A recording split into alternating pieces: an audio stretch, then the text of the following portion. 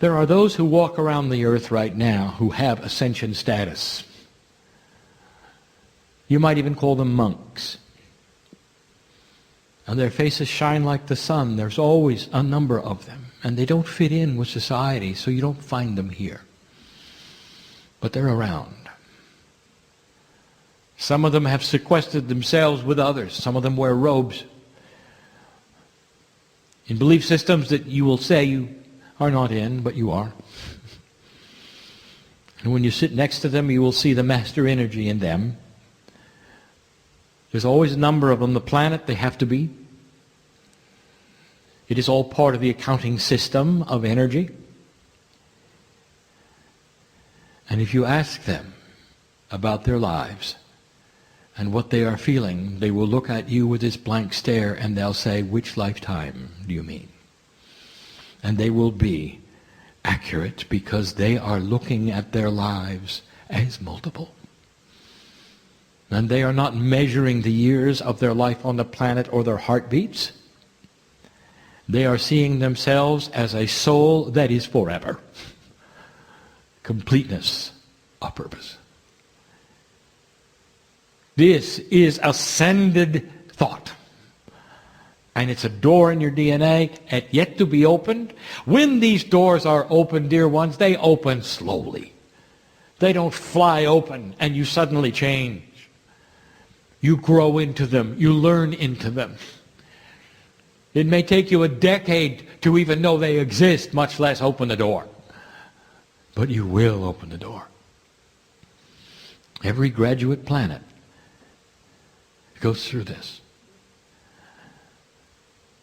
The old energy represented by the seniors on earth, who you know will never change, and you're right, will eventually die out because they will. And so there is an old guard, an entire wave of them that you'll simply have to wait for to leave. And they will. And you have to know that when they come back, dear ones, they're going to be born into an energy where the DNA is shaped differently, and they will not have the old energy they were carried back in here. Just so you know. And that is the promise of the future. That human nature itself is morphing and will be different. And we've told you this before. This is not new. The doors are. The future contains hope because of the cycle of life. The old energy captured by old consciousness, worshipped by old consciousness, invested with old consciousness will eventually die. And when it is reborn with the same soul groups, there will be a breath of fresh air as they come in and learn what you know, old soul. It is the old soul's job to know these things and to water the seeds that have always been in your DNA. The third door is one of the most difficult. How do I explain this? It is where the human being can take 3 steps backwards for everything they have ever been taught and look at all things around them without any bias at all. And see clearly what is real, what is not real. What is accurate, what is not accurate. What kind of a human being do you know could step out of a belief system that was ingrained in them from birth and decide those kinds of things? I'll tell you, it's a human who opens that door. To start to evaluate God. What is it? Who is it? Is it like I was told or not? Is it bigger? Yes. Much. Is it different? Yes. Much. Is it singular? No. It is a piece of everything in the universe. The very term creative source, used lightly by many, is the description of the greatest source in the universe, at the center of every galaxy, but a few, mostly in spiral galaxies, for they are the ones that support mostly dual suns, allowing for the development of what you have here, which is the enhancement of the love of God. And you'd be able to see it. You take 3 steps back and say, is everything I've been told accurate? I don't tell you how hard that is for a human being to do, because you have to put aside everything you've ever been taught. By your friends, by your parents, by those around you, with the organizations around you. Do you realize that that is the definition of an ascended mind? Who can put aside the engrams of memory, the grooves that have been created in your brain for what you think is real and not real, to create a 0 point, a null zone, where your logic can come forward and look at everything as it is and not what you were taught it is? That is really a special door. And the reason it is so special is because it does not require a human being to die and come back before they see what's really there. The ability to change, almost be reborn, if you want, into a higher consciousness while remaining on the planet. You know why we give you this and why we tell you that door exists? Because you're about to have life extension. And we won't want you to live another 100 years with what you believe you were taught from. You must have the ability to do what human beings are not known for. An unbiased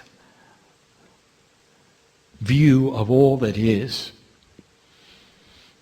so that you can really take a look at the hand that's always been stretched out of your higher self that's come through the door, and you can start to list the attributes that you were never told were there. Number 1, it's you. Number 2, it's beautiful beyond belief. Number 3, it has nothing to do with victimization. Number 4, its hand is out because it wants you. Number 5, it represents all that is. Knowledge, wisdom. It wants to take your hand. That's ascension. And the final door, and we close with this.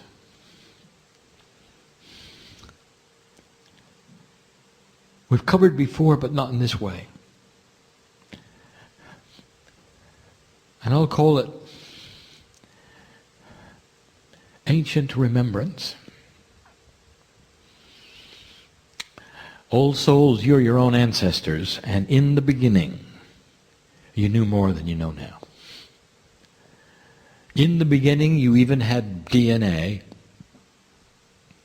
which functioned at a higher percentage than now.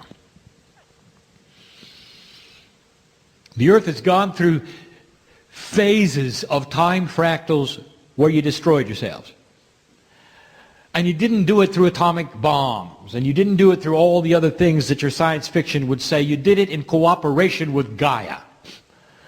And you went to a low consciousness where nothing was happening, and Gaia allowed the pandemic to wipe you out. Did you know that? It's almost like you targeted your own demise for the way you were thinking. And when you came back, and it didn't work again, the same thing happened. Plagues. I don't know if you know how cooperative Gaia is in this process. This is the 5th time around. You knew more back then than you know now. Only this time Gaia is looking at things differently, because now you have signaled to the center of the galaxy, to the center of the earth, to the crystalline grid, to the very essence of Gaia itself, you are staying. And your intention is to build a planet like it's never been before. There are those who will hear my words and will argue with this. And they will say that human nature is human nature, and just wait, they say, we're going to do it all again. Just wait, they'll say, you're going to war again, you're going to start over again, there's no hope. And when you see that, I want you to know what it is. It comes from a consciousness you're just waiting to die. Because that is the old way. And you're not going to change their minds. Because it's fear-based and it will etch itself. They're not old souls either. They're new. And all they know is what they've seen in the last couple of 100 years. They've not gone through what you've gone through. They don't have the wisdom of the ages like you do. Ancient remembrance. When you open that door, dear ones, you're going to begin to see the Akash. An understanding that you have the wisdom of all things, and slowly it will be given to you. You will claim your own history. You will see that which is in you clearer. You will relax and have no ego. For when you know all things, there's no reason to validate any of them. You just know them. You're quiet with it. Do you know that's the attribute of wisdom? Quietness. Why do you have to shout from the rooftops who you are, when at the core of your soul you already know? And these are the things we wanted to tell you to look forward to this day. This is the reality we see, the doors to be opened yet. And it's going to be a while. But we wanted to show you what is there. We wanted to tell you that it is hand in hand with some of your science. For the first time we will tell you that down the line, a university like this one will not have separate buildings for life science and physics. They'll have one building and they'll call it consciousness. And it'll include all of them. You have to. Because eventually when you think the static sciences are discovered to have consciousness, you're going to have to reevaluate everything. And that's going to happen.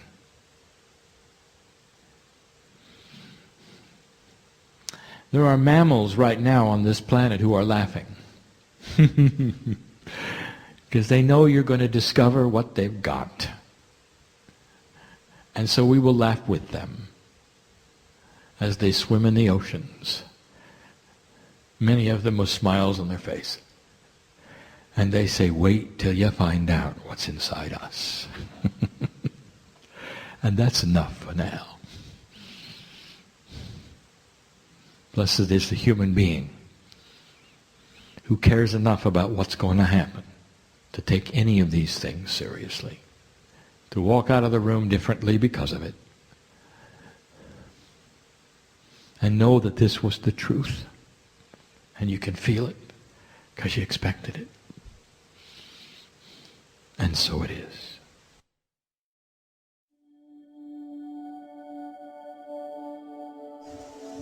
Hello friends, thanks for joining me. This is part one, and it's the first part. We're going to talk about a revolution in human consciousness. Throughout these videos, from 1 to 9, part 1 to part 9, you will not see my face in these videos. This is not because I'm shy, it's because I don't want the ego to get involved with my work. I want to share something with you, a little story that happened to me this weekend, and it really has brought it home to me how important we really do have to respect the mind. So I'm up in the mountains this weekend with a group of friends, and we've gone walking, and I stayed one night in a hotel, and I don't have TV at home because I don't believe in watching the news and all the negative news around the world. I think it's a lot of negativity all around us. So I deliberately don't have a TV in my house. And this weekend there was the TV in my room, and I thought, well, I'm going to watch it. You know, I'm just going to turn it on and, you know, for once have a look and see what's on the TV.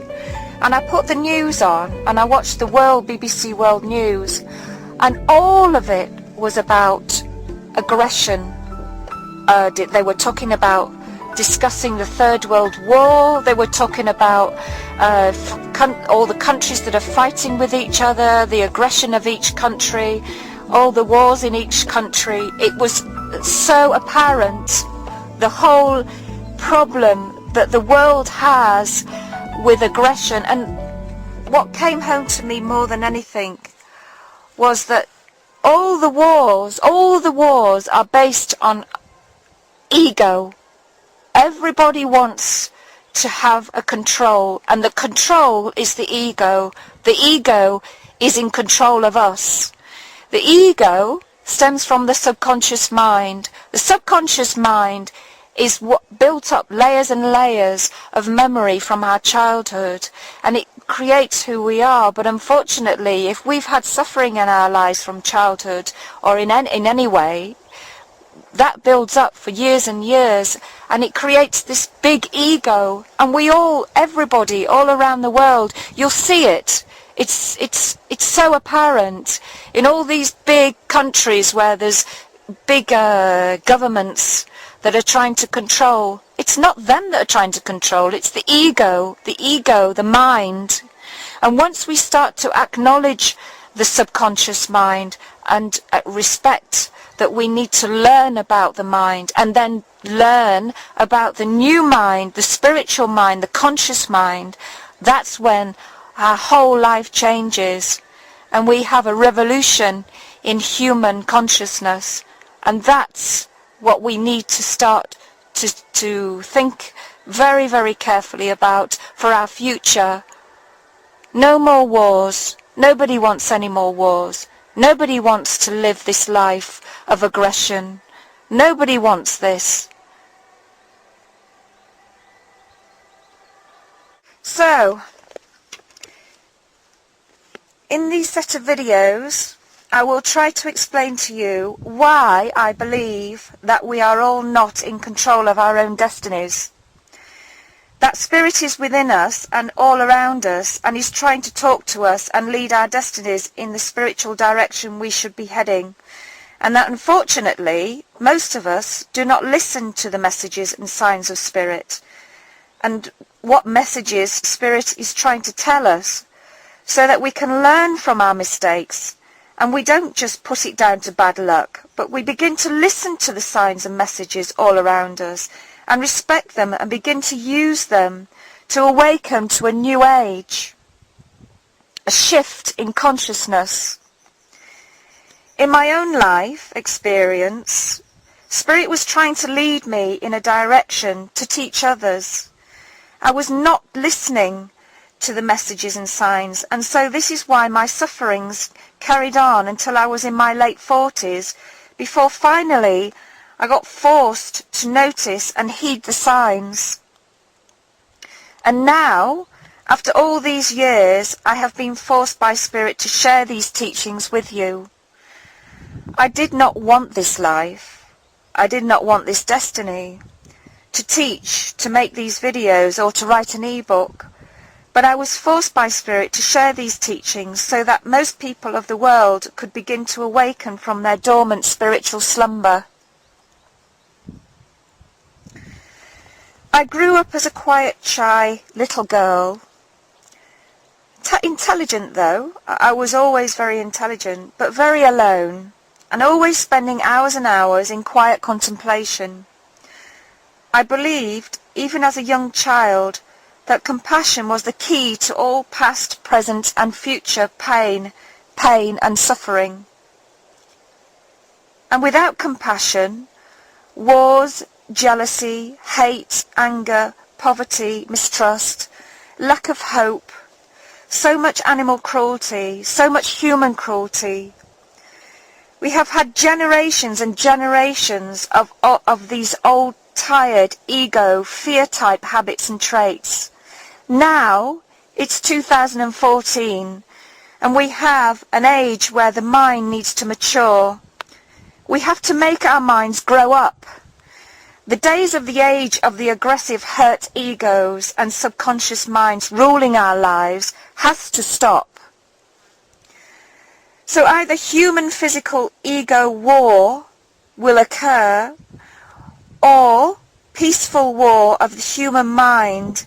In other words, we have to acknowledge that understanding the mind is the secret to either human spiritual evolution or human destruction. But there is hope, because we have found a new, more compassionate means of solving our lives' issues. All these traits of the humans could be solved if we all begin to focus on using our conscious minds and connect to our inner spiritual traits and begin to use compassion and consciousness in our own everyday lives.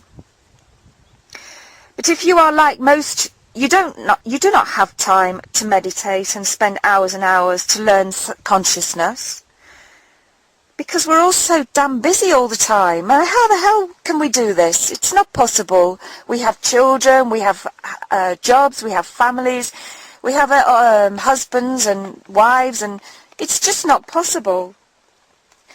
But now, there is a genius man who has created a technique so that we can all connect to consciousness quickly and easily. But this meditative technique is only a tool, remember. However, it can be life-changing once we begin to use compassion with our conscious minds and use these new meditative techniques to move quickly into consciousness. This is when you become a spiritual being and you create spiritual integrity, which leads you to your higher self. And if you continue with consciousness, you receive signs and messages that you are connected to the Creator. Now I'm going to move the camera a little bit so you can get a better view somewhere else. So just stay with me. So here we are. I've found another view for you. It's an absolutely beautiful day up here. I've been walking in the mountains for the whole weekend, so it's been really wonderful up here, and the sun is shining, it's very warm, and the sky is blue, so it's really, really beautiful. Anyway, I'm going to carry on now. So how do I know I am connected to Source, and that I am not a little freaky and psychologically deranged, you may ask? Well, like I said, I've had years and years in quiet contemplation as a single woman to work this one out and to make the mistakes and to study myself and others and to understand the human traits from childhood up to adult life. And because I have had a science background, I have been fortunate enough to spend time to study the mind, the brain, my own and other human traits and behaviours, and to understand that that compassion connected to consciousness is the key to all our lives' issues. After many, many years of study, I came to the conclusion, and I know without any hesitation, that the human mind, the ego, the subconscious mind, is the limiting factor of us all. Finding our spiritual self, of finding everything that we wanted in our lives. I want to share a story with you. All my child and adult life, Spirit had forced me to listen to signs and messages, like I explained in the beginning of this video. But I didn't listen, and so I suffered for so many years. But my suffering had forced me to listen, because when I did start to listen, I realized that after so many years, I was looking in the wrong place for the God that we all call God. Because after anybody that's been suffering all their lives, they will have been asking and got down on their knees, like I got down on my knees many, many times, to ask God to help me. Now, I didn't know who this God was, but everybody talks about God, and I thought, if I can ask him, he will help me. He will eventually help with my suffering. But for so many years, I never got any help. I didn't get any reply. I didn't get any help. I didn't get any messages or signs that God was with me. And then one day I realized this was such an important moment in my life, that I was looking in the wrong place for God. I was looking for this big bearded man in the sky that everybody calls God. And so when I started looking in the right places for God, that's when everything changed in my life. And I will explain to you, if you get in touch with my ebook and you find my ebook, how I know that we are all and have been for thousands of years looking in the wrong place for God. And I will be able to explain this in my ebook, and it's very, very simple to understand. So just look out for that in my ebook. Once we overcome and learn about these limiting factors, the ego, the subconscious mind, and we begin to learn compassion and use compassion and learn new innovative meditative techniques to connect to consciousness quickly and easily, to awaken from your spiritual slumber, the doors open up like a ray of light shining down on your face, as though the world around you begins to recognize you as a living spiritual child of nature, of the planet, of the universe. And you thank every day for your life. You thank the universe every day for teaching you these gifts, for allowing you to see and show its face to you. So in these set of videos I will teach you the steps. These steps are on 2 levels. Level 1, from part 2 to part 5, is learning about you, your physiological part of you, how your mind works, how to overcome your mind's traits, the ego and the subconscious mind, and how to begin to love yourself, your inner child, and how to learn to understand that empathy and compassion is the only attribute that can lead you to level 2, your spiritual level. And in level 2, part 6 to part 9, we will talk about how to use your new conscious mind, and how, when you begin to use compassion and practice enough until the new conscious mind fuses and you automatically think compassionately without even knowing you are thinking in that way, and then your spiritual integrity begins to shine and you begin to connect to your higher self, which leads you to enlightenment and finding source. Consciousness is the tool. Compassion is the gift.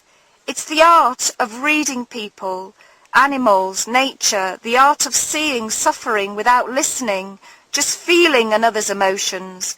And when you have practiced compassion, which is the only part that can jump from the physiological level to the spiritual level and back again, once you have learned the laws of spirit and respect the laws of spirit, so that you do not hurt others but only help others, the nature, creatures, animals, humans, and environment, and our planet, that's when you are rewarded, and you will also receive signs and messages from spirit that you are connected to spirit, source, the creation, the universe, whatever you feel that you want to call it. You're on a whole new spiritual evolutionary journey. So I hope that this did not overwhelm you, because it's a lot to take in. And I will see you again in part 2.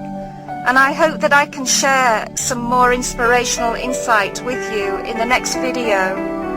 In the meantime, wherever you are in the world, have a wonderful, peaceful, inner harmonious week or month, wherever you are, and I'll see you next time.